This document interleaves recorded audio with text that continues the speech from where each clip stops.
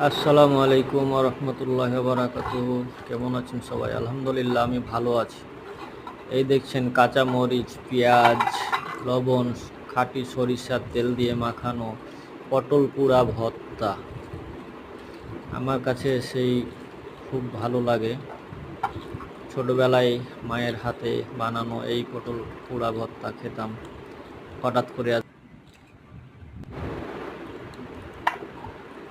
করে আজকে মনে হয়েছে সাথে সেদ্ধ ডিম ভর্তা।